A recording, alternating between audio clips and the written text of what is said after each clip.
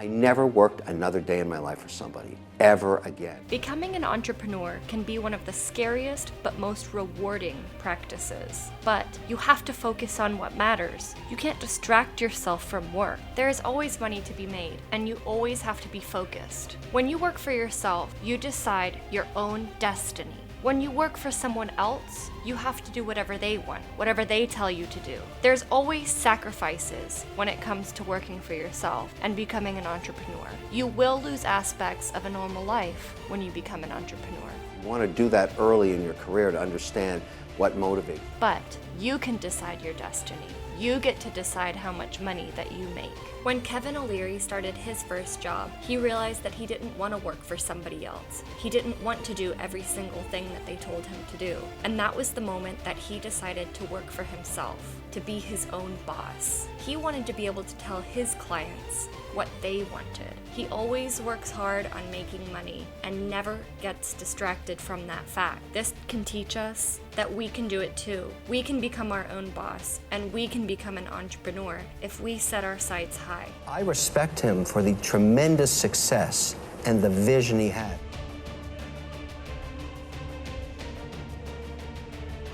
In life, there's two types of people. There's the people that own the store, and there's the people that scrape the shit off the floor. And you have to decide, which one are you? I'm not saying it's bad to be an employee, but she taught me such an important lesson. The humiliation of not controlling your own destiny is evident in that story, because that's the way I read it. I thought, this is horrible. Whatever she says I have to do, I'm not going to live my life that way. I never worked another day in my life for somebody, ever again. Now, decades later, I can afford to bulldoze the whole mall if I want. And I go back there to meet her because I wanted to thank her for that moment for me, that amazing moment where she just reset my whole dial, all my DNA. I just didn't want to scrape stuff off the floor, ever. I wanted to own the store, and I couldn't find her.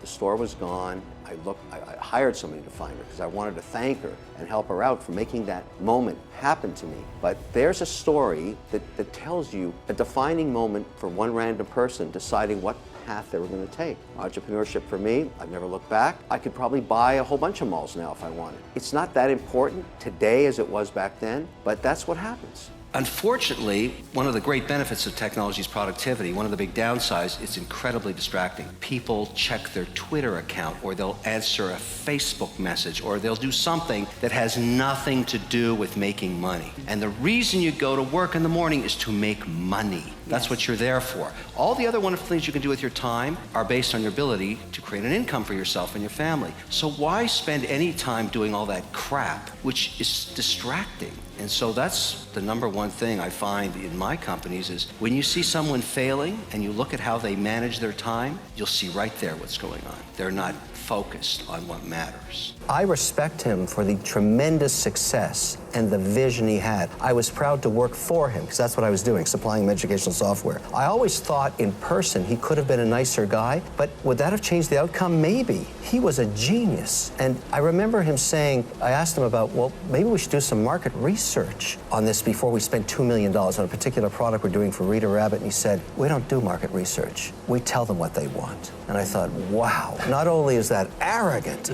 but it's brilliant. Yeah. And it worked. Right. And so I said, okay, big guy, let's do it. And it was very successful. I was working once at an ice cream parlor when I was about 15 years old, my first real job.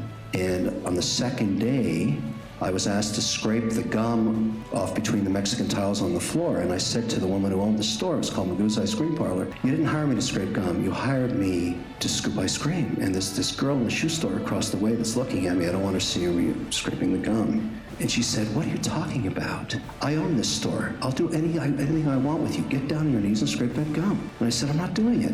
She said, you're fired. Last job I ever had. I owe that woman everything. I don't like to work for people. Many of you in here, I hope, inherit that. There's nothing wrong with it, but if you want to control your own destiny, you work for yourself. That's how it works. I'm not sure how you're going to take this story, but I'm going to tell it to you anyways, okay? End of a class, 9 at night, 600 people. There's a fellow up at the top puts up his hand and say, Mr. O'Leary, look, I have to ask you a question. I haven't said anything all class, but I'm really hurting. Can you help me? And I said, what's your problem? Class goes dead silent because it's not going to be about business. And he said, today, My fiance came to me and said that I have to make a decision between our relationship and the business. And I said, oh, I'm not Dr. Phil here, but let's hear it. This guy had, in his dorm room in undergrad engineering, built an online cloud-based compliance tool for hedge funds with under 250 million. To help them reduce their costs, it's a subscription service. The guy had a run rate of $5 million.